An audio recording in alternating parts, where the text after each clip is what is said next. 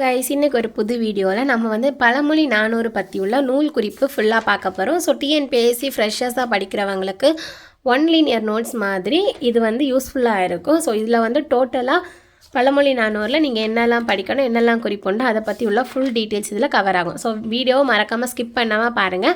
And பார்க்குறவங்க இந்த நோட்ஸை வந்து எழுதி எடுத்துக்கோங்க. அப்படி இல்லைனா பிடிஎஃப்க்கு என்னோடய டெலிகிராம் சேனல் பயோவில் கொடுக்குறேன், அதில் ஜாயின் பண்ணிக்கோங்க. ஓகேவா? ஸோ இதுக்கு முன்னாடியே நான் வந்து நான்மணி கடிகை, அதுக்கப்புறம் நாலடியார் வந்து அப்லோட் பண்ணியிருக்கேன். ஸோ இன்னும் பார்க்காம புதுசாக பார்க்குறீங்க அப்படின்னா மறக்காமல் அந்த வீடியோஸை போய் கிளிக் பண்ணி பார்த்துக்கோங்க. அதுலேயே ஃபுல் நோட்ஸ் கொடுத்துருக்கேன். இதை தவிர்த்து எந்த கொஸ்டின்ஸும் எது ரெண்டுமே வராது. ஓகேவா? ஸோ பழமொழி 400. இந்த பழமொழி 400 நூலின் ஆசிரியர் யாருன்னா மூன்றுரை அரையனார். இவர் வந்து பாண்டிய நாட்டில் உள்ள ஊர் தான். என்னது? மூன்றுரை வந்து பாண்டிய நாட்டில் உள்ள ஊர். மூன்றுரை அரையனார் பொருள் என்னன்னா அரசன். அரையனாருக்கு பொருள் என்னது? அரசன். ஓகேவா? இந்த ரெண்டு பேருக்கும் புரிஞ்சில்ல? இது வந்து மூன்றுரைனா என்னது? பாண்டிய நாட்டில் உள்ள ஊர். அரையனார்னா அரசன். ஸோ இவரோட குடிப்பெயர் வந்து அரையன். அரையன்னா என்னென்னா அரசனை குறிக்கும் சொல் தான். என்னது? அவரோட குடிப்பெயர். ஓகே. தென் மூன்றுரை என்ற ஊரை ஆண்ட அரசனாக இருக்கலாம், அல்லது அரையன் என்பது புலவரின் குடிப்பெயராகவும் இருக்கலாம். ஸோ ஒரு ஊரை ஆண்ட அரசராகவும் இருக்கலாம், இல்லைன்னா ஒரு குடிப்பெயராகவும் இருக்கலாம். அதனால தான் இவரை வந்து என்னது மூன்றுரை அரையனார் அப்படின்னு சொல்லியிருக்காங்க. ஸோ இவர் எந்த சமயத்தை சார்ந்தவர்னா சமண சமயம். இவரோட காலம் வந்து 4ஆம் நூற்றாண்டு. தென் ஊர் வந்து மூன்றுரை. இது வந்து பாண்டிய நாட்டில் உள்ள ஊர். மேலே நம்ம பார்த்தோம். தென் இவரோட சிறப்பு பெயரில் பாருங்கள், மூதுரை, முதுமொழி காஞ்சி, உலக வசனம். இதில் உலக வசனம் வந்து இதுக்கு முன்னாடியே வந்திருக்க பிஒய்க்யூ கொஸ்டின்ஸ். சரியா? என்னெல்லாம்? முதுரை, முதுமொழி, உலக வசனம். ஸோ இது வந்து 14 கீழ்கணக்கு நூல்களுள் ஒன்று. அண்ட் இந்த முதுமொழி வந்து திருக்குறளுக்கும் உண்டு. சரியா? திருக்குறள்லையும் முதுமொழி இருக்கும். இதுலேயும் பழமொழி 400ல் என்ன உண்டு? முதுமொழி உண்டு. சரியா? 14 கீழ்கணக்கு நூல்களில் ஒன்று. இது வந்து 11 நீதி நூல்களில் ஒன்று. 34 அதிகாரமாக மொத்தமாக இருக்கும். தென் 400 பாடல்களை கொண்டது. அந்த 400 பாடல்களில் 400 பழமொழிகளை இது என்னது கூறுது. அதாவது ஒவ்வொரு பாடலில் இறுதியிலும் ஒவ்வொரு பழமொழியை குறிக்கும். சரியா? அந்த 400 பழமொழிகள் நம்ம வந்து டெய்லி பேசிஸ் 5 நம்ம படிச்சுட்டு இருக்கோம். ஸோ அந்த பழமொழிகள் எதுன்னா அப்கமிங் வீடியோஸை நான் அப்லோட் பண்ணிடுவேன். தென் அதான் இங்கே பாருங்கள், ஒவ்வொரு பாடலின் இறுதியிலும் ஒரு பழமொழி கூறுகிறது. தொல்காப்பியர் பழமொழியை முதுசொல் என்கிறார். இதுவும் பிஒய்க்யூ தான். தொல்காப்பியர் பழமொழியை எப்படி சொல்கிறார் அப்படின்னா முதுசொல் என்கிறார். ஸோ 14 கீழ்கணக்கு நூல்களில் வரலாற்றை மிகுதியாக கூறும் நூல் தான் என்னது? பழமொழி 400. நீதி நூல்களில் திருக்குறள் நாலடியாருக்கு அடுத்து புகழ் பெற்ற நூல். ஸோ நீதி நூல்கள் என்ன? திருக்குறள் நாலடியாருக்கு அடுத்து வர நூல் தான் என்னது? பழமொழி 400. இதன் பழமொழிகள் அனைத்தும் இலக்கிய பழமொழிகள். பழமொழி என்ற சொல் முதலில் பயன்படுத்தப்பட்ட நூல் வந்து அகநானூறு. இதுவும் பிஒய்க்யூ. பழமொழி என்ற சொல் முதலில் பயன்படுத்தப்பட்ட நூல் இது அகநானூறு. சங்ககால மன்னர்கள், புலவர்கள், மூவேந்தர்கள் பற்றிய குறிப்புகள் இதில் ஒன்று இடம்பெற்றுள்ளது. தென் முல்லை கொடி படர தேர் தந்த பாரியின் செயலும், மயிலுக்கு தன் ஆடையை தந்த பேகனின் செயலும் அறியாமையால் செய்யப்பட்டவை அல்ல. இஃது அவர்களின் ஈகை உணர்வின் காரணமாக செய்யப்பட்டதே இருக்கும். இச்செயலை இவரின் பெருமையை புகழ் சேர்ப்பதாகிவிட்டது. இதையே பழமொழி 400 அரிமடமும் சான்றோர்க்கு அணி என்று கூறுகிறது. இதுவும் என்னன்னா பிஒய்க்யூ. சரியா? ஸோ மேக்ஸிமம் இதில் உங்களுக்கு பிஒய்க்யூ கவர் ஆகிரும். இதுக்கு மேலே எந்த கொஸ்டின்ஸுமே வர சான்ஸே இல்லை. இந்நூல் கடையேழு வள்ளல்கள், பல்யானை, கேளு குட்டுவன், நரைமுடித்த முறை செய்த கரிகாலன் குட்டுவன், தூங்கும் எயிலும் தொலைத்தலால். அடுத்தது அதாவது தூங்கையில் எரிந்து தோடி தோட்ட செம்பியான். இப்படி வரலாற்று மன்னர்களையும் புராண இதிகாச கதைகளையும் குறிப்பிடுகின்றது. ஸோ இதில் நிறைய கதைகள் என்ன ஆகியிருக்கு? ஆட் ஆகி வருது. சரியா? இவ்வளோ தூரம் உள்ளது உங்களுக்கு புரிஞ்சால் கொஞ்சம் ஈஸியாக தான் இருக்கும். அதுக்கு அடுத்தது சொற்சுருக்கமும் ஆழமும் உள்ள பாடல்களை உடையது இந்நூல். இதில் வந்து சொற்கள் வந்து ரொம்ப சிம்பிளாக தான் இருக்கும். ஆனால் இப்போ பழமொழின்னு சொன்னால் நம்ம ஒரு சின்ன பழமொழியாக இருந்தாலும் அதில் வந்து மீனிங் வந்து பெருசாக இருக்கும். கரெக்டாக அதே மாதிரி தான் சொற்கள் சின்னதாக இருக்கும், மீனிங் வந்து பெருசாக இருக்கும் அப்படின்னு நான் இதை வாசித்து தான் எக்ஸ்பிளைன் பண்ணுறேன். இதில் வந்து என்னது? கறவை கண்டூர்ந்தானை தந்தையும் ஊர்ந்தான். இது வந்து யார் சொன்னா? மனுநீதி சோழன். அவர் வந்து தான் என்ன சொன்னார்? பழமொழி 400 கறவை கண்டூர்ந்தானே தந்தையும் ஊர்ந்தான் அப்படின்னு சொல்லியிருக்கிறாரு. கரிகாலன் எப்படி சொல்லியிருக்காருன்னா முறைக்கு மூப்பு இளமையில். கரிகாலன் என்ன சொல்லாது, முறைக்கு மூப்பு இளமையில் அப்படின்னு. அடுத்த சேரன் செங்குட்டுவன் என்ன சொல்லுங்க, அடுத்தர என்றார்க்கு வழியாரோ என்றான். அதாவது தம் புகழை பாடிய கௌதமனாருக்கு அவர் குறை தீர வேள்வி செய்த சேரன் செங்கோட்டன், அந்த மீனிங்கில் தான் இவர் சொல்லியிருக்காரு. அதுக்கடுத்து குறுநில வள்ளல் பாரி மற்றும் பேக நினைத்து முல்லைக்கு தேரும் மயிலுக்கு போர்வையும்.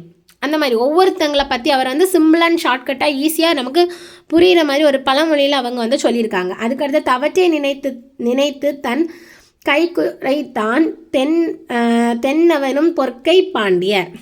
பொற்கை பாண்டியர் எப்படி சொல்லியிருக்காரு. அதுக்கு அடுத்தது சூடு பட்டுயிர் உயர்ந்த சோழன் மகன், அதான் தீயினால் கொளுத்தப்படும் அதிலிருந்து விளைந்து இளம் சொட்ட சென்னி சோழன் மகனாகிய கரிகால சோழன். ஸோ இப்போ கரிகாலன் சோழனை பற்றி ஒரு சின்ன குறிப்பு சொல்லணும்னா அவர் வந்து சிம்பிள் அண்ட் ஷார்ட் அண்ட் ஸ்வீட்டாக எப்படி சொல்ல முடியும், அதை பார்த்து தான் அவர் வந்து இவ்வளோத்தையும் வந்து மென்ஷன் பண்ணி சொல்லியிருக்காரு. சரியா? ஸோ இது வந்து அதில் இருக்கிற முக்கியமானது.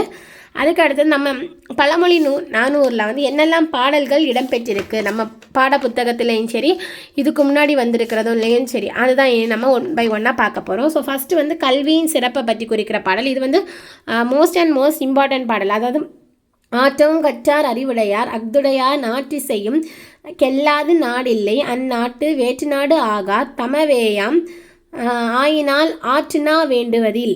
அப்படின்னா என்னென்னா கற்றவருக்கு கட்டுச்சோறு வேண்டாம். ஸோ இப்போ எந்த ஒரு இடத்துல போயாச்சுன்னா கற்றவருக்கு சோறு வேணுமா, இல்லை. எங்கே போனாலும் அவருக்கு படிப்பு இருந்துன்னா அவர் எந்த நாட்டில் போனாலும் அவரால் என்ன பண்ண முடியும், சர்வை பண்ண முடியும். அதுதான் கல்வியின் சிறப்பை பற்றி சொல்லியிருக்காரு. அடுத்த விருந்தோம்பல். மாறி என்று இன்றி வருந்திருந்த காலத்தும் பாரி மடமகள் பான்மகற்கு நீர் உலையுள் பொன் திறந்து கொண்டு புகாவ நல்கினான் ஒன்றாக முஞ்சிலோயில். இதை லாஸ்ட்டில் வந்து என்ன கொடுத்துருக்காங்க, பழமொழியாக கொடுத்துருக்காங்க. இதெல்லாம் அப்படி தான் அந்தந்த பாட்டுக்கு லாஸ்ட்டில் எது வருது, பழமொழி. அப்போ ஒவ்வொரு பாட்டுக்கும் கடைசி ஒரு பழமொழி வச்சு முடிகிறதா என்னது, பழமொழி 400. ஸோ மேற்கோள்கள் பார்த்துக்கொள்ளுங்க. கிட்டத்தட்ட 74 மேற்கோள்கள் இருக்குது. ஸோ சும்மா ஒரு கிளான்ஸ் அங்கங்கே ரீட் பண்ணுறேன். அணியெல்லாம் ஆடையின் பின் இறந்தோறும் ஊரும் கிணறு கடன் கொண்டும் செய்வார் கடன் கற்றலின் கேட்டலே நன்று குன்றின் மேல் இட்ட விளக்கு தனிமரம் காடாதலில் திங்களை நாய் குறைத்தற்று நிறைக்குடம் தீர்த்த ததும்பல் இல் நுணலும் நுண்வாயில் கெடும் பாம்பரியும் பாம்பின் கால் முறைக்கு மூப்பு இளமையில். இது வந்து கரிகாலனை சொல்லியிருக்காரு. அரிமடவும் சான்றோருக்கு அணி 1000 காக்கை கோர்கள் இருத்தலை கொல்லி எறும்பு ஓடுக ஊரோடு மாறு. இதெல்லாம் நான் ஏன் கட் பண்ணியிருக்கேன்னா ரிப்பீட்டாக நான் எழுதி வச்சுருக்கேன். அதனால் உமிக்கு கை வருந்தவர். அதுக்கப்புறம் வந்து தொலை என்னார் அப்பம் தின்பர் நாய்கானின் கற்கானவாறு நாய்வால் திருத்ததில். எங்கேயாவது மறைச்சிருக்கோமா?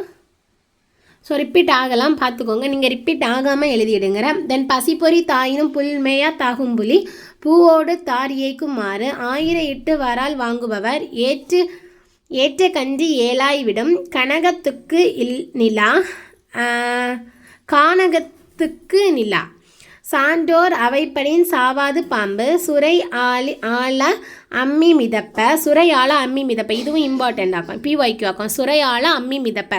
சுரை என்ன பண்ணோம், அப்படி டேஷ் போட்டு கேட்பாங்க. சரியா? தமக்கு மருத்துவர் தாம், நமக்கு மருத்துவர் நம்ம தான் அப்படின்னு. தென் தம்மை உடைமை தலை தூணால் திருவுடையார் கில் நனிவெந்நீர் இல்லம் கலாவாறு நாய்மேல் தவிசிடுமாறு அகத்தின் அழகு முகத்தில் தெரியும். எல்லாருக்குமே இத்தனை பழமொழி நம்ம வாசிச்சிருக்கோம். இதில் மேக்ஸிமம் எல்லாருக்குமே தெரிஞ்சது என்னது, இந்த ஒரு பழமொழி தான். அகத்தின் அழகு முகத்தில் தெரியும். தென் அளவுக்கு மிஞ்சினால் அமுதமும் நஞ்சு. இதுவும் என்னது, நமக்கு தெரிஞ்சது. அடுத்தது ஆணைக்கு அடி சறுக்கு மஞ்சு.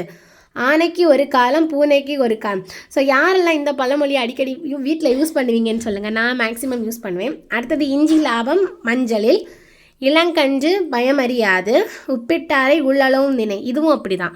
நமக்கு அப்போ தெரிஞ்சது அகத்தின் அழகு முகத்தில் தெரியும். அளவுக்கு மிஞ்சினால் அமுதமும் நஞ்சு. ஆனைக்கும் அடிசறுக்கு மஞ்சோ. ஆனைக்கு ஒரு காலம் பூனைக்கு ஒரு காலம். இஞ்சி லாபம் மஞ்சளில் இளங்கன்று பயமறியாது உப்பிட்டாரை உள்ளளவும் நினை. உய பறந்தாலும் ஊர்க்குருவி பருந்தாகுமா. ஸோ பார்த்துக்கோங்க. நெக்ஸ்ட் வந்து ஊர் 2 பட்டால் கூத்தாடிக்கு கொண்டாட்டம். நல்லா இருக்குல்ல?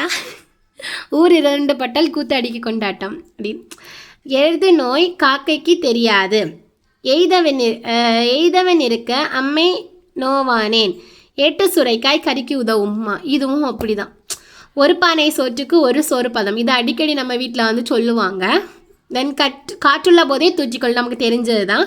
தென் கெடுவான் கேடு நினைப்பான். இது என்னது? யார் கெட்டு போகிறாங்களோ அவங்க தான் அடுத்தவங்களுக்கு என்னது கேடு நினைக்கிறாங்க அப்படின்னு சொல்கிறாங்க. சுடர் விளக்காயினும் தூண்டுகோல் வேண்டும், சுவரை வைத்து சித்திரம் எழுத வேண்டும். இதெல்லாம் சொல்லுவாங்க எல்லாம். புள்ளியை போட்டு அதுலேருந்து வரைய தொடங்கு, அந்த மாதிரி ஆகும். சுவரை வைத்து சித்திரம் போடு. தான் பிடித்த முயலுக்கு 3 கால், திக்கற்றவருக்கு தெய்வமே துணை. இதுவும் அப்படி தான். திக்கற்றவர்னா இப்போ ஒரு முடியாத ஒரு இயலாத ஒரு சூழ்நிலையில் இருக்கும்போது அவங்கள யாரையுமே நம்ப முடியாத ஒரு சிச்சுவேஷன் இருந்தாலும் கடவுளை மட்டும்தான் நம்பி இருப்பாங்க. அதுக்கு சிம்பிளாக சொல்கிறது திக்கற்றவருக்கு தெய்வமே துணை, தொட்டேர் பழக்கம் சுடுகாடு மட்டும். இது ஆக்சுவலாக நான் வந்து ஒரு புது கவிதை புக்ஸ் ரீட் பண்ணியிருக்கேன், அதுலேயும் வரும். தொட்டில் பழக்கம் சுடுகாடு வரைக்கும். நம்ம எதை வந்து சின்ன வயசுலேயே நம்ம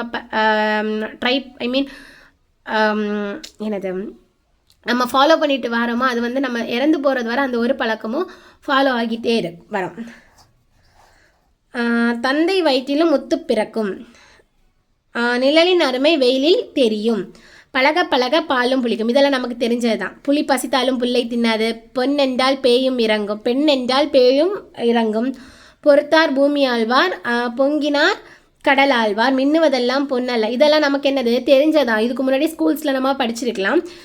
தென் பொன் திறந்து கொண்டா உணவு நல்கினான், புகாவா அப்படின்னா என்னன்னு பார்த்துக்கோங்க. உணவு, சரியா? இதுக்கு முன்னாடி வந்திருக்குது. புகாவானா உணவு. ஆறுமோ நரி நக்கிற்று என்ற கடல், அருமோ நரி நக்கிற்று என்ற கடல், கற்றவனுக்கு கட்டுச்சோறு வேண்டாம். இது கல்வியை பற்றி சொல்லுது. கற்றாரை காமுறுவர், அது வந்து என்னென்னா பொருத்தமான பழமொழி. பாம்பறியும் பாம்பின் கால், இதுக்கு தான் இது இந்த பழமொழி வந்து பொருந்துறது. கற்றாரை காமுறுவர். புலமிக்கவரை புலமை தெரிதல், புலமிக்கவருக்கே புலனாம். அடுத்தது கேட்பாரை நாடி கிள படம் பொருட்கண், வேட்கை அறிந்தூரை வித்தகர், வேட்கையால் வண்டு வழிபடரும் வாட்கண்ணாம், தேர்ப்பான் கொண்டு புகார் அவை. அதாவது பாரதத்துள்ளும் பனையாம் தம் தாயமா அப்படின்னா பாரதத்தை பற்றி சொல்லியிருக்கு. இலங்கை கிழவருக்கு இளையோனான், இது ராமாயணத்தை பற்றி சொல்லியிருக்கு. அதுக்கு அடுத்தது முதல்வருக்கு ஊதியமில்லை, புல் மேய்த்ததாகும் புலி, கடன் கொண்டும் செய்வார் கடன், நாய் பெற்ற தெங்கம்பழம் கொள்ளாமே, நாய் பெற்ற தெங்கம்பழம். நானே இதுவரை கேள்விப்பட்டதில்லை. இதில் எழுதியிருக்கேன், ஆனால் இப்போ தான் படிக்கிறேன். இந்த வீக் தான் படித்தேன். 1000 காக்கைக்கு ஓரில் யானை தட்டு. இது வந்து ஒரு குறள், சரியா? யானையால் யானை தட்டு. ஸோ பழமொழியில் இருக்கிற குறள் எதுன்னு கேட்டால் யானையால் யானை தட்டு, சரியா? இதில் இன்னும் ஒரு இது கொடுத்துருக்காங்க. முதல் 200 பாடலுக்கு உரை எழுதியவர் யாருன்னு கேட்டார்னா நாராயண ஐயங்கார், சரியா? இந்நூலின் கடவுள் வாழ்த்து பாடல் மூலம் 3 அறையனா சமண சமயத்தை சார்ந்தவர் என அறிய முடிகிறது. ஸோ முதல் கடவுள் வாழ்த்து பாடலோட சேர்க்கும்போது 401 பாடல் வரும், சரியா? 400 அதில் ஒரு பாடல் கடவுள் வாழ்த்து ப்ளஸ் 400 பாடல்கள் இது பழமொழி. லாஸ்ட் வந்து பழமொழியில் முடிகிற பாடல், சரியா? அந்த முதல் உள்ள பாடல் வந்து இவர் வந்து சமண சமயத்தை சார்ந்தவர் தான் அப்படிங்கிறத ஸ்ட்ராங்காக வந்து சொல்லியிருக்காங்க, சரியா? முதல் 200 பாடலுக்கு உரை எழுதியவர்னா யாருன்னா நாராயண ஐயங்கார். ஸோ இந்த வீடியோ உங்களுக்கு யூஸ்ஃபுல்லாக இருக்கும்னு நினைக்கிறேன். ஸோ நெக்ஸ்ட்டு ஒரு வீடியோவில் முதுமொழி காஞ்சி பற்றி உள்ள நோட்ஸ் பார்க்கலாம். ஸோ இந்த வீடியோ உங்களுக்கு யூஸ்ஃபுல்லாக இருந்துச்சுன்னா மறக்காமல் கமெண்ட் பண்ணுங்கள். வீடியோ பார்க்குற எல்லாருமே லைக் பண்ணிவிட்டு பாருங்கள். அண்ட் என்னோடய யூடியூப் சேனலையும் சப்ஸ்கிரைப் பண்ணி வைங்க. அப்போ தான் நான் போடுற நோட்ஸ் அண்ட் வீடியோஸ் வந்து உங்களுக்கு ரெகுலராக நோட்டிஃபை ஆகும். ஸோ மறக்காமல் சப்ஸ்கிரைப் பண்ணி வீடியோக்கு லைக் போட்டுருங்க. தேங்க்யூ.